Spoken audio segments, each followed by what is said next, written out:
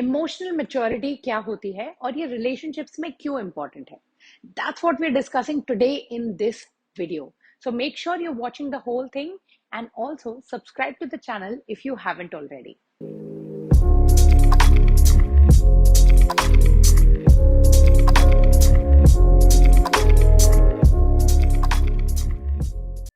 Emotional maturity किसी भी तरीके की रिलेशनशिप में बहुत जरूरी है, specially romantic kind of relationships में, क्योंकि आप किसी के साथ अपनी जिंदगी शेयर कर रहे होते हैं इन अ रोमांटिक रिलेशनशिप, चाहे वो आपका गर्लफ्रेंड बॉयफ्रेंड हो, फियांसे हो या फिर हस्बैंड या वाइफ हो।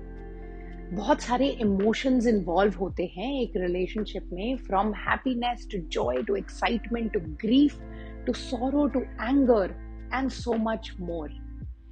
इसीलिए बहुत जरूरी है कि इमोशनली मैच्योर बिहेव करें हम अपनी रिलेशनशिप्स में, ताकि वो लॉन्ग हेल्दी एंड हैप्पी रहे और किसी को भी तकलीफ ना पहुंचाएं हम। इमोशनल मैच्योरिटी होती क्या है? इमोशनल मैच्योरिटी बेसिकली यही होती है कि जो इंसान इमोशनली मैच्योर है वो बहुत ही स्टेबल और सिक्योर बिहेव करता है अपने इमोशंस को लेकर। इसका मतलब ये भी है कि वो इंसान इमोशंस को अपने आप पर, अपने डिसीजंस पर भारी नहीं होने देता। लेट्स फाइंड आउट कि वो 3 ऐसे कंपोनेंट्स हैं क्या जो एक इमोशनली मैच्योर इंसान बनाते हैं, और आप कैसे इमोशनली मैच्योर बन सकते हैं so that your current or future relationships are absolutely blissful and fantastic despite the struggles you face together. Emotional maturity का पहला और सबसे important pillar है open and honest communication. आप अपने पार्टनर से कैसे कम्युनिकेट करते हैं वो डिसाइड करता है कि आपकी रिलेशनशिप कैसी होगी।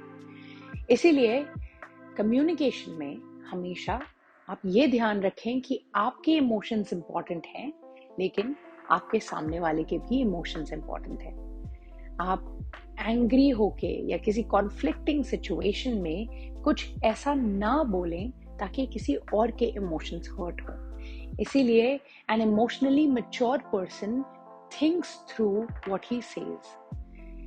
तो अगर आपको अपना कम्युनिकेशन इम्प्रूव करना है अपनी रिलेशनशिप में, तो सबसे पहले तो have a discussion about communication. Sit your partner down and talk to them कि हमें communicate करना अपना improve करना पड़ेगा। Let's tell each other everything, लेकिन हम उसके साथ साथ एक दूसरे के opinions की respect भी करना सीखते हैं।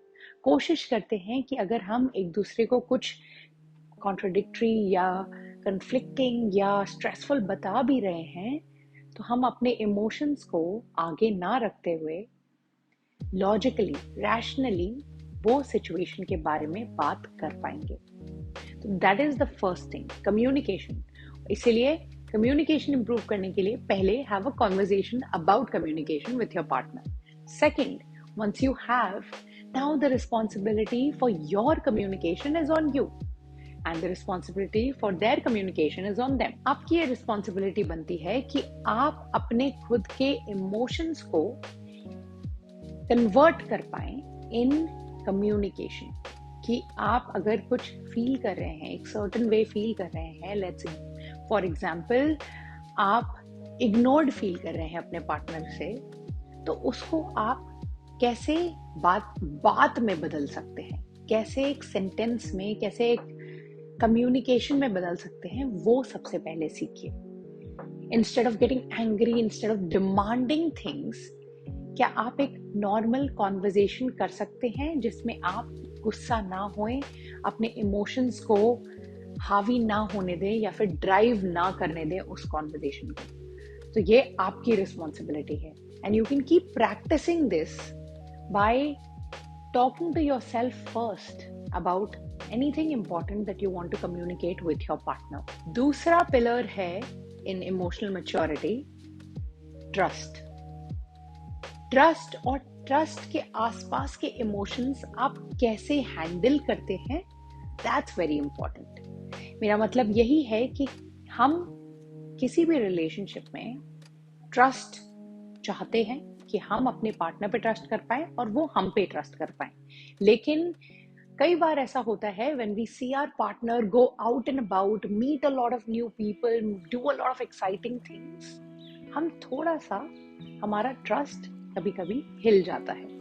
लेकिन वो अगर ट्रस्ट हिल रहा है हमारा, उस जगह पे इनसिक्योर बिहेव ना करके हम ये समझने की कोशिश करें कि हम फर्स्ट ऑफ ऑल इनसिक्योर क्यों फील कर रहे हैं, ऐसा क्या है या ऐसा क्या एविडेंस है जिससे हमें अपने पार्टनर को ट्रस्ट ना करने में मजबूर किया जा रहा है।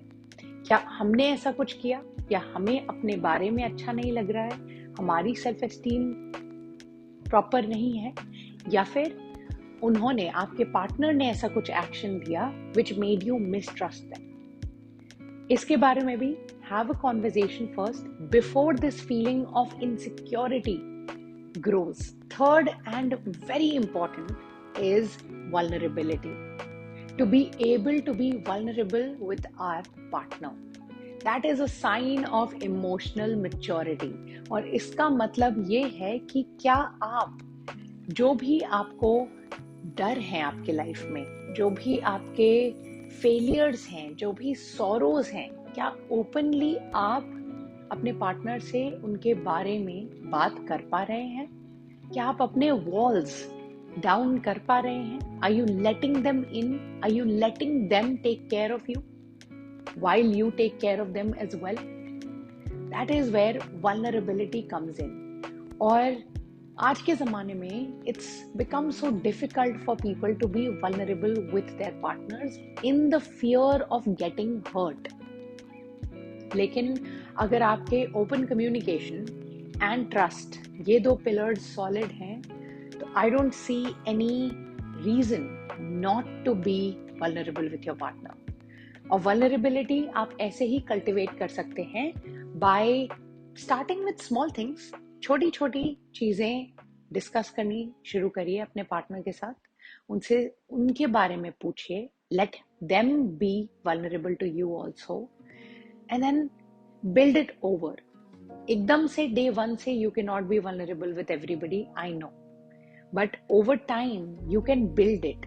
जैसे जैसे आप छोटी छोटी चीजें बताते जाएंगे अपने पार्टनर को, आपको पता चलेगा कि that they care about you.